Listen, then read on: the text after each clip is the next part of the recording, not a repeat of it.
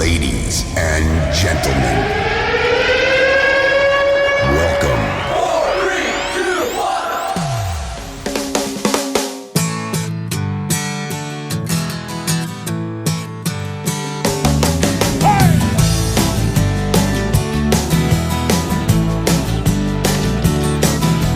10, 9, 8, God is great. 7, 6, 5, God's alive. 4, 3, 2, 1, He's the King of everyone. God's the mighty, mighty Lord of all. Again, come on. 10, 9, 8, God is great. 7, 6, 5, God's alive.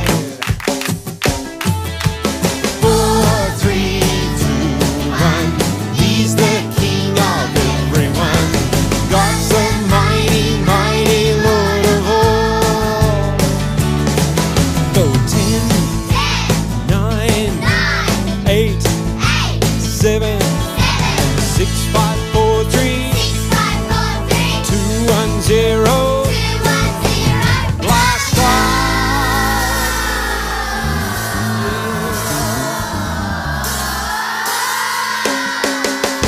10, 9, 8, God is great.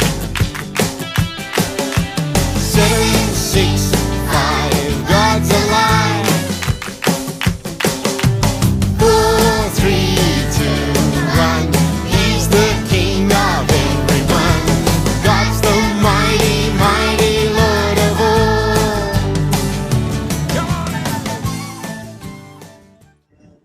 There's a piano. Why he agreed and he got the piano? Did he do it? Because it's his living room. It is so silly. Hello, boys and girls, and welcome to Discoverers at Home, season 2. Just hold on 1 second. Just pause this. There is a piano. There we go. I know you know by now that Monsieur Sherbet here is obviously the second best detective in the world, and Monsieur Herbert Poirot is the first. And I think it makes it very clear and plain on these videos if you have seen them in our holiday club. So anyway, we are back here. Go and sort some videos out. We are back here for season 2 of. Just got to sort the camera stuff out. Boys and girls, I may have to just disappear a minute. I may be back a little bit later. Thank you very much, boys and girls. Bye bye. Right, okay, here we go. Oh, okay. Who's been down here? Who's been watching this? A bit strange. Alright, okay, close that. Something's been on the Holiday Club website. Right, okay, I need to do some Discoverers things. Right, let's get that up there, get that ready. Right, let's get the camera set up. Okay, that's running as well. Very odd. Okay, so what we're doing, intro, welcome. Right, okay, here we go. We've had the song, that's good. So, here we go. Chair, there must be somebody very small must have been sitting on this already. Okay, here we go. Boys and girls, we are back. Season 2, Discoverers at Home. And it's so exciting to be back with you guys again. Hopefully, you got involved in the Holiday Club. We've had a couple of weeks break, haven't we? And one of those weeks was the half term. and hopefully got involved in a holiday club where we met Sherbert and Herbert, the two great, some detectives anyway, trying to help us investigate some things. Katie with her crafts and Leia as well getting involved, and Sarah and Kezia with the memory verse, and Steve as well with some stories and trying to answer these questions. So I hope he was able to get involved in them. But we are back to our regular meeting, aren't we? Back at home, here we are, and back in your homes again for Discoveries at Home Series 2. So what have we got for today? Here's what's going on in this episode. We have Kezia pointing up. We have Sarah pointing down. We have Steve trying to count to 5, but forgetting that he's got a thumb. And we've got an empty jug. So, we've got all that to look forward to and much more during this first episode of Season 2. But as I say, boys and girls, it is so great to have you back, and we've got our songs again, and we've got some stories. We've got Steve coming up a little bit later, and of course we're going to have our Kazera challenges again going through this next season, and we'll see who comes out on top this time for them. But we're going to sing another song, and then we'll get straight into our next spot for you guys at home. So we're going to sing Our God is a Great Big God. Again, you know the actions.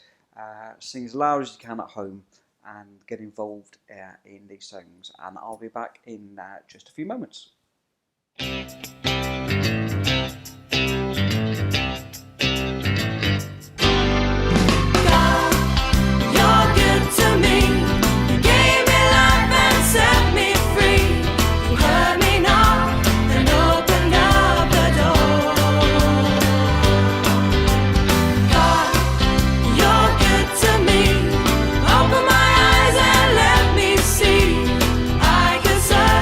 But I won't find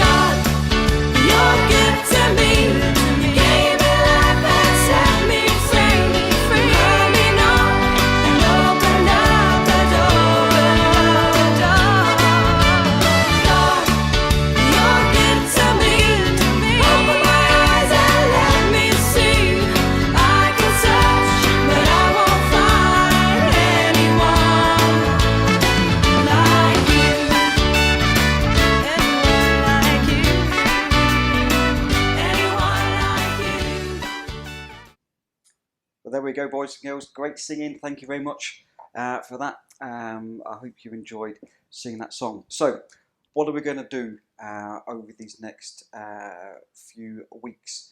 And well, we've got all the usual stuff, as I've said. And you know, every week I normally ask you to send a photo or video in of you doing something, and we're going to try and carry that on and see if we can come up with some great ideas.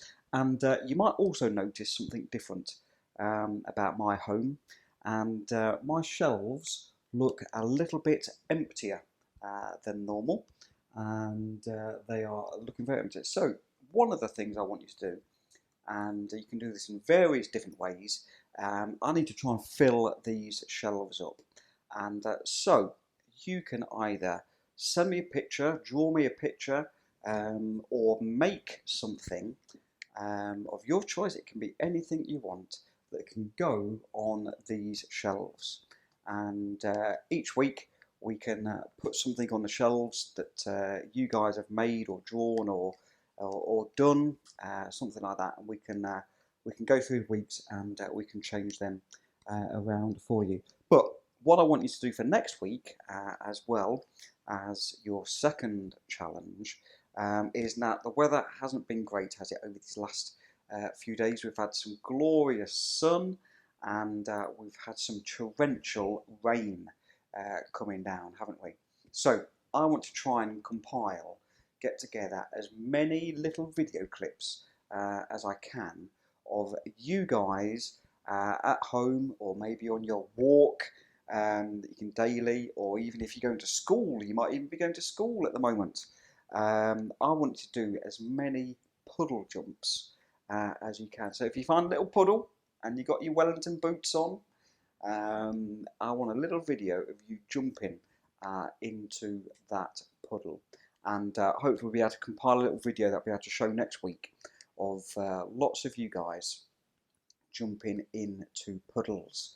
And I think that'll be quite enjoyable and everything, as long as you don't splash the grown-ups, you know, the people who are looking after you. Okay, but puddle jumps, I think that'd be really great. So fill up shelves for me with things that you can get to me, and then puddle jumps as well. And I've got a new series for you as well. Steve, a little bit later, he's going to be carrying on looking at the 4 gospel writers and looking at them. But I've got a new series for you. We finished a prayer a few weeks ago, didn't we? And the Lord's Prayer, a great prayer that we can pray every single day.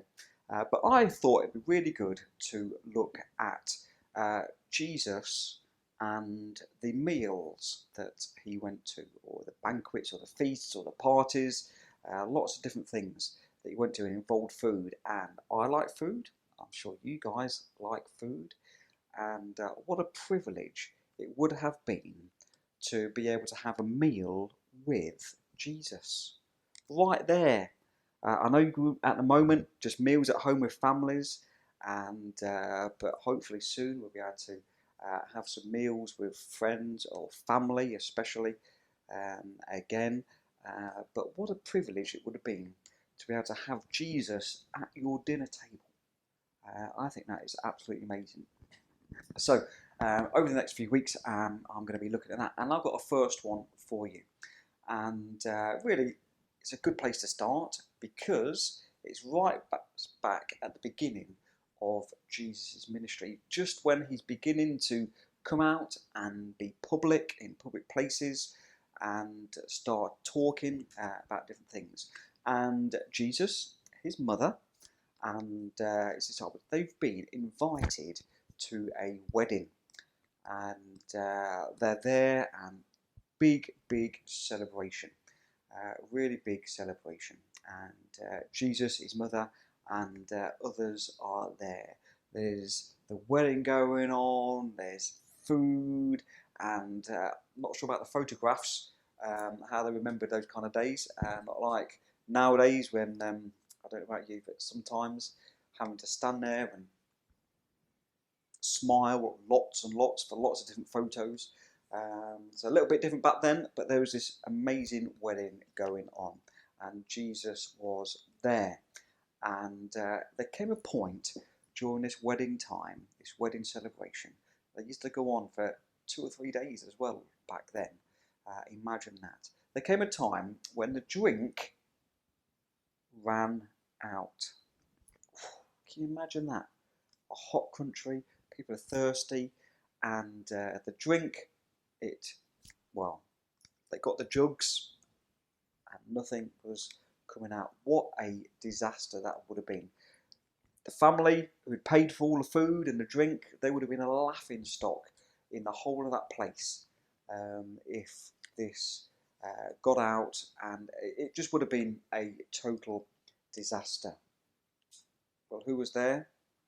Well, Jesus, but his mother was there as well. And, Mary, she said to the servants, "Oh, it's all right, Jesus will sort it." And Jesus, actually, it's not quite my time yet. But you know what?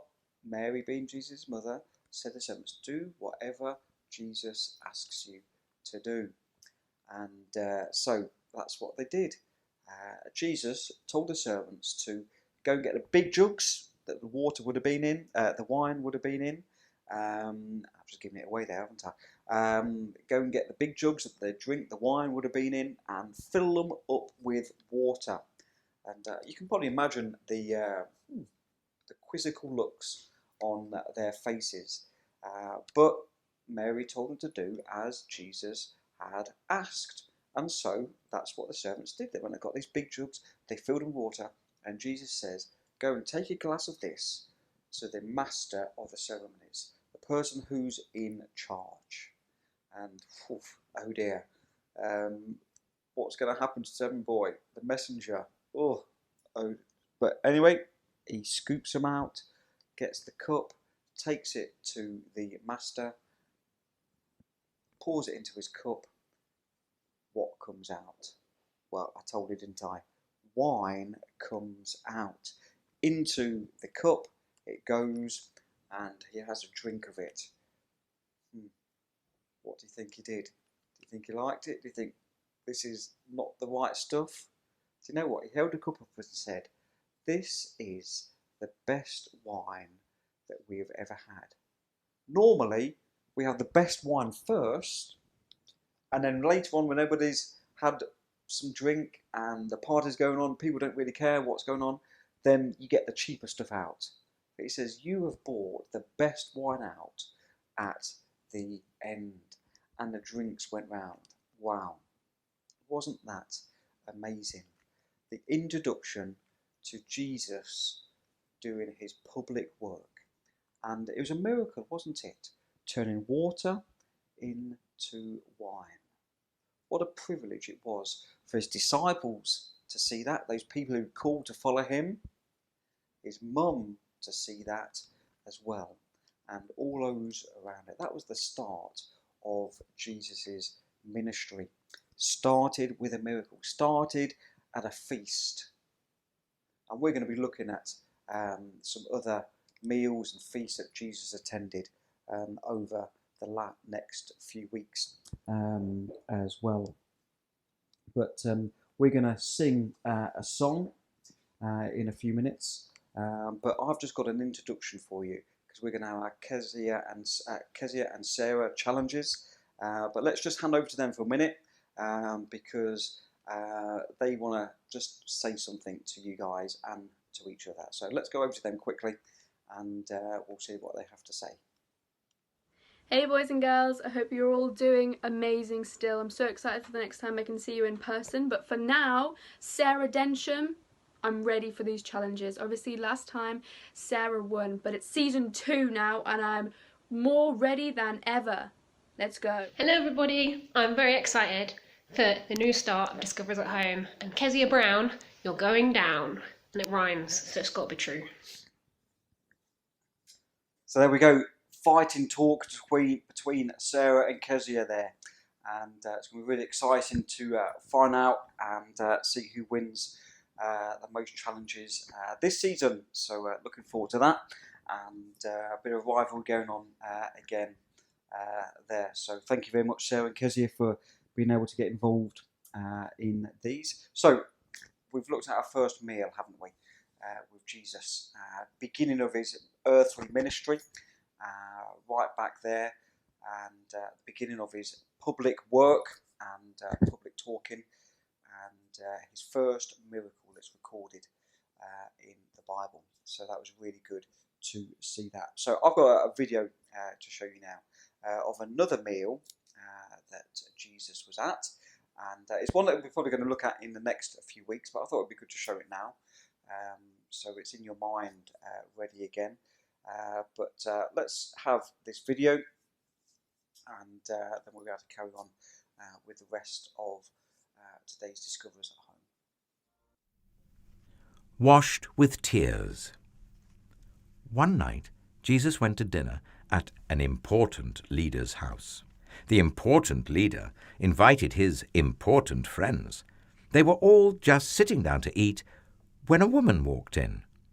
She was not invited, but everyone knew who she was. "Who does she think she is?" the guests whispered. "How dare she?"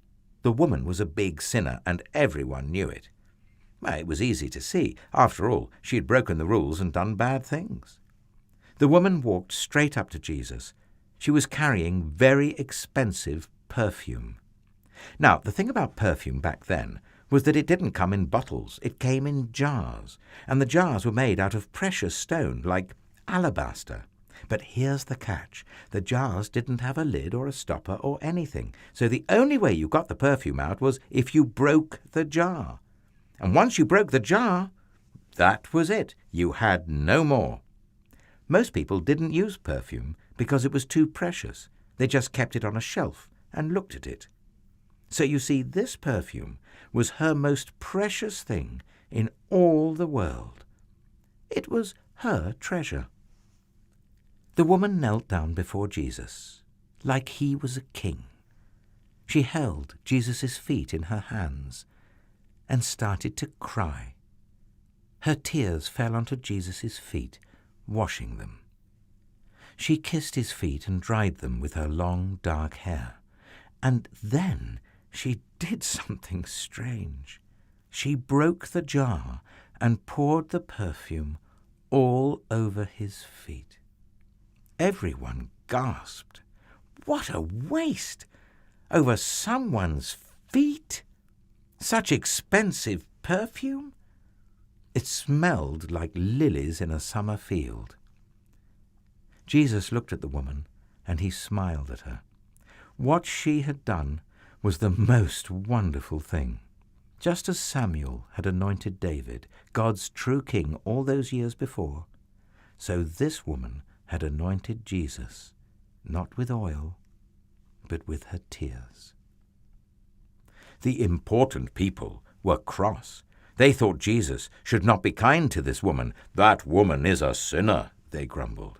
"We're the good ones." And it's true, they did look good from the outside. After all, they were keeping all the rules. But Jesus could see inside people, and inside, in their hearts, Jesus saw that they did not love God or other people. They were running away from God. They thought they didn't need a rescuer. They thought they were good enough because they kept the rules. But sin had stopped their hearts from working properly, and their hearts were hard and cold. This woman knows she's a sinner, Jesus told them. She knows she'll never be good enough. She knows she needs me to rescue her. That's why she loves me so much. You look down on this woman because you don't look up to God. She is sinful on the outside, but you are sinful on the inside. The important people shook with anger. Jesus turned to the woman and smiled. "Your sins are forgiven," he said. "You trusted me, and God has rescued you." "Who does Jesus think he is?" the important people whispered. "Only God can forgive sins." They didn't believe Jesus was God's son. The more Jesus loved people and helped them, the more the important people and leaders hated him. They were afraid people would follow Jesus instead of them. They were jealous and angry enough to kill Jesus. So we're going to look forward to getting involved in that meal in a few weeks' time. There's loads of times where Jesus meets with his disciples, with other people during the Bible, and there's some great lessons to be learnt from these meals as well. And as I say, what a privilege it would have been to have Jesus with you around the table, able to tell you these truths and things like that.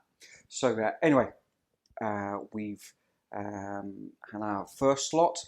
We've sang some songs, and we've seen Kezia and Sarah getting ready for this season's challenge. So there's still one more thing on our regular spot that we need to sort. So Steve.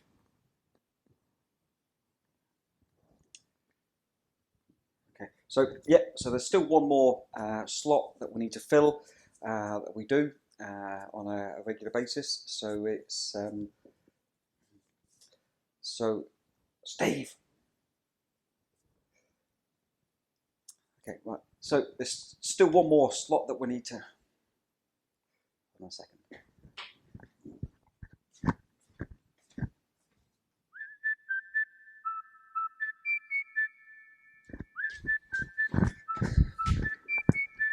Oh, what's that?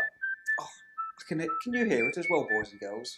Yeah, I can as well. So that must mean we've got Dennis time. And so let's go over to Steve now and see which gospel writer he's going to talk to us about today.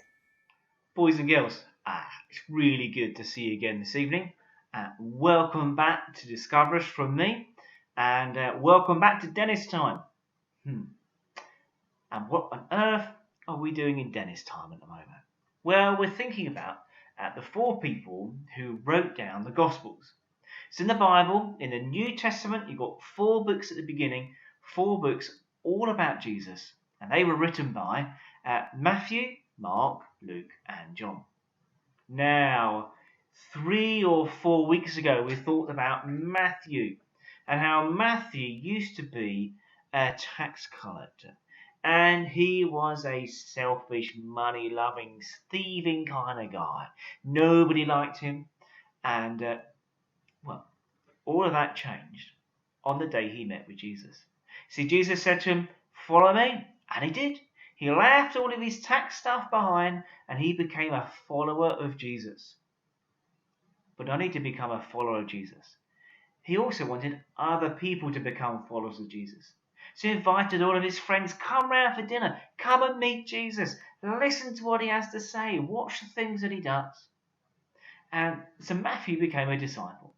He became a follower of Jesus, and he wrote down all the things he saw and heard in his gospel, Matthew's gospel.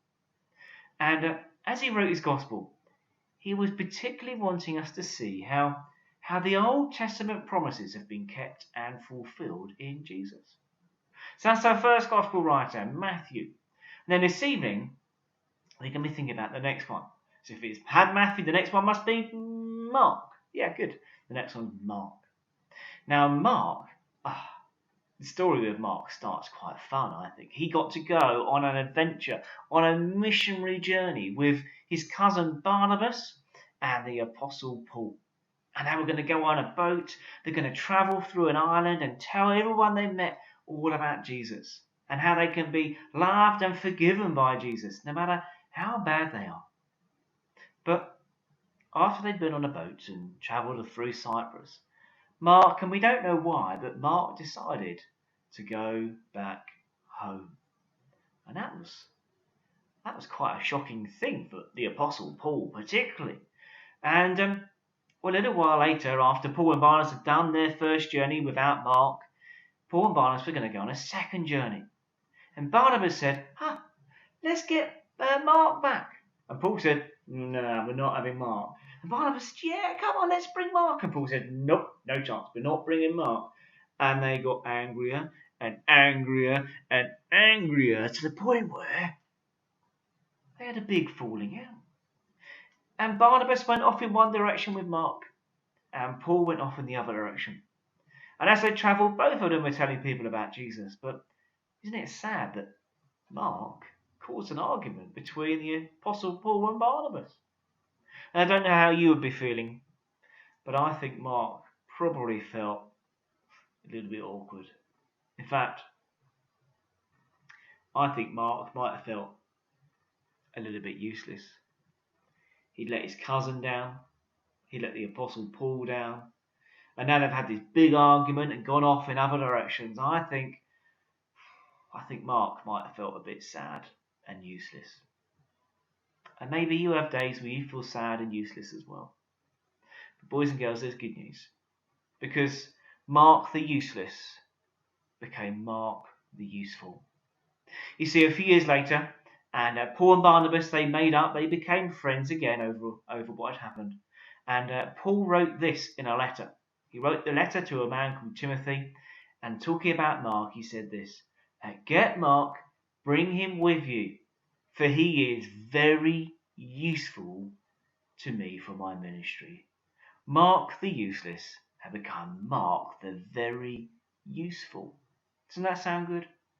And we know that Mark was useful for other people. You see, church tradition tells us that Mark was a friend with Peter. Peter the disciple, Peter the fisherman. And as a fisherman, he knew a lot about fishing, but he didn't go to school.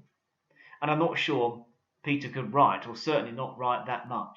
And so this is how Mark was useful for Peter. You see, Mark listened to all the things that Peter had done and said, and Mark wrote them down for Peter. And he wrote it in his gospel, Mark's gospel. So Mark did the writing, but Peter probably did the speaking. And in Mark's gospel, well, Mark wants us to particularly think about two questions. Two questions. Who and why? It's a bit like Colin the Bible Club all over again. Who? Who is Jesus? And in the first half of his gospel, it's all about who is Jesus. And then Jesus says to Peter, who do you say I am? And Peter says, you're the Christ. Peter knew that Jesus was God's promised king. But now that Peter had understood who Jesus was, he now needed to understand, well, why has Jesus come? And that's what happens next. In the very next few verses, Jesus then, he says, he began to teach them that the Son of Man must suffer many things. And, well, he began to teach them what it meant for Jesus to be the Christ. To be the Christ who's going to be the King who died on the cross for our sin. Of course, we know he rose again in power and to prove he can forgive us. So, boys and girls, Mark is a man who, well, he might have felt a bit useless, but he had become useful. He'd become useful by telling us and telling other people, who is Jesus? He's God's King. Why has he come? He's God's King who's come to die for our sin. And boys and girls, when we have those days when we feel useless as well, know this. If you're a follower of Jesus, then you're not useless. Because God makes everybody who follows him useful. And he helps them to be useful. And he can use us to tell other people, just like Mark, who is Jesus? He's God's King. Why has he come? He's God's King who's come to die for our sin. So don't feel useless, but you can be useful in the kingdom of Jesus. Well, boys and girls, it's good to see you again. And next week we'll have a think about Dr. Luke and Luke's Gospel. But for now, it's time to say goodbye. Simon, back to you, and I'll see you next week. Bye-bye. Well, Steve, it's good to have you back with us again. Thank you so much for everything that you do. And we'll see you again next week, I am sure. So thank you very much for that. Well, boys and girls, we're coming to the end of this week's Discoverers at Home. So it's good to have you guys back as well. and we're going to be able to carry on this for the next few weeks until that time comes where we can meet again together. Really looking forward to that, and seeing you all guys physically, not virtually, as well. So that'll be really, really good. So next week, remember, I need to fill my shelves up with some of your ideas and drawings and model or whatever you want to fill these drawers up. Send in your ideas as well if you've got any ideas. Puddle jumping. See if we can get as many of you guys jumping into a puddle as possible. Some great action videos and photos if you can. And we'll have our first challenge of the season for Kezia and Sarah as well. Who's going to get that first point on the leaderboard? And so, boys and girls, there we go. We're going to sing a song as we always do at the end of Discoverers, but look out for some bonus material after again. We might be starting our next serial story after the end credits. So look out for that. For boys and girls, we're going to sing Did You Ever Talk to God Above? And but for now, from me, it's tally hos and toodle pips until next week.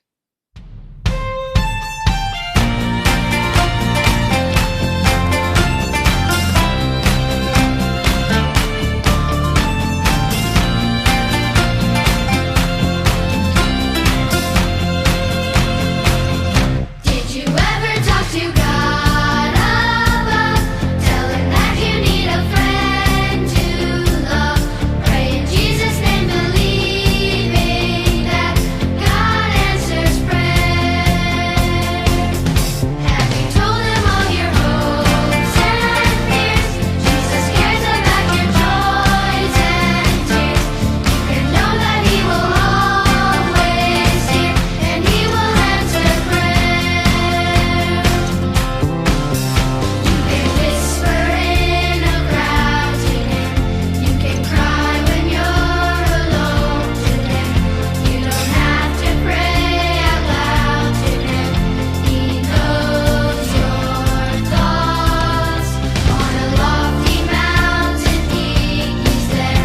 In a meadow by a stream, he's there.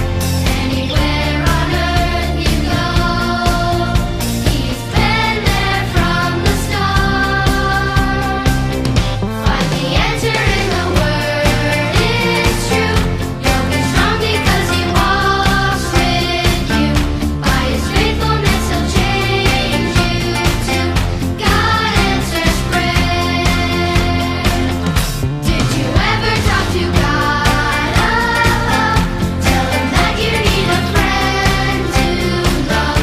Pray in Jesus' name, believing that God answers prayer.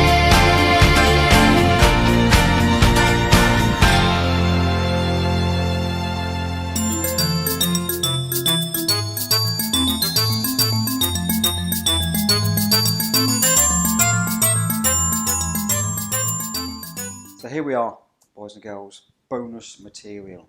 And we're going to serialise the story of a man called George Muller. Not like the Muller fruit corners, don't think he invented them, but George Muller. And this is a guy who lived by prayer, depending on God to supply all his needs without asking for any money from anyone. Not even the congregation that he pastors, the church that he was involved in, not even them. He didn't even ask them for any money. When he comes into contact with neglected street children in the city of Bristol, he discovers that the workforce or the workhouses force these desperate orphans into unpaid labour. Imagine that. George and his wife Mary opened the first orphanages supported entirely by, what did they live by? Prayer. Supported entirely by prayer. And God miraculously provides for their every need. But enemies of their work devised a plan to shut down these orphanages for good. Why? Because they wanted them to work in their workhouses, didn't they? Will George's trust in God remain strong in the face of the cunning opponents and these desperate circumstances? Well, over these next few weeks, we're going to find out about George Muller and what he did with these children, and answer those questions as well. So here we go, ready for the first part of the George Muller story.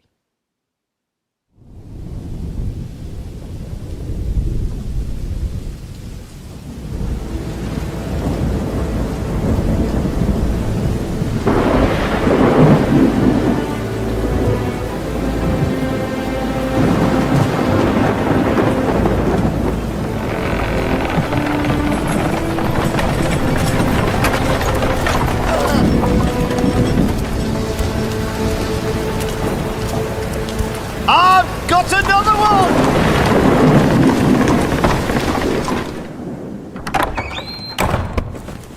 What's this, the newbie? Name's William. Ah, Billy. William! Any parents, Billy? Me mum, but she died last week. And you've been left all by yourself. Been fine in the streets till them coppers turned me over to him. Said I'm a Vagrant, a street boy. You see, Billy, people don't want orphans like you crowding their nice city streets. So you know what they did? They made this for ya. The workhouse. You'll never have to be out in them streets again. Welcome to your new home, Billy boy. And you best get used to it. Because there ain't no place else for orphans like you. No place else at all. Help! Somebody! Please, help!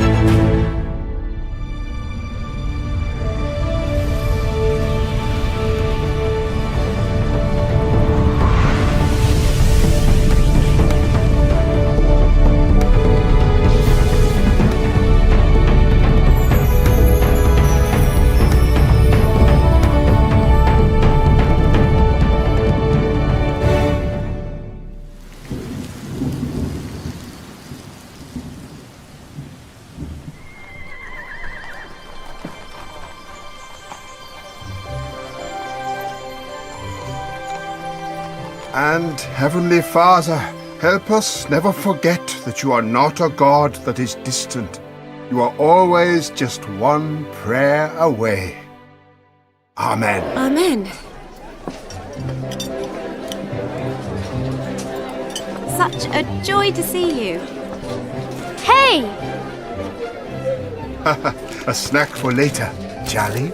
Thanks, Mr. Muller. Those biscuits are the reason I line up every morning.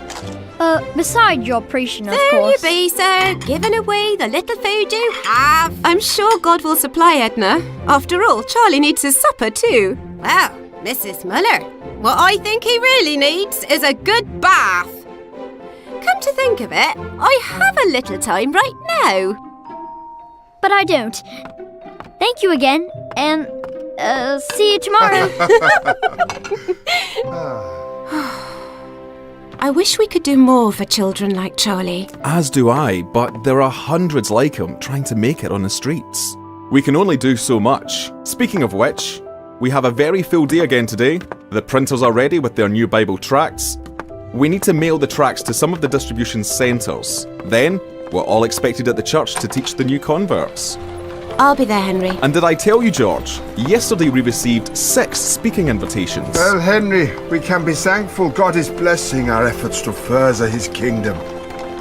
I'm sure that if God wants us to do more for children like Charlie, he will make it very clear to us.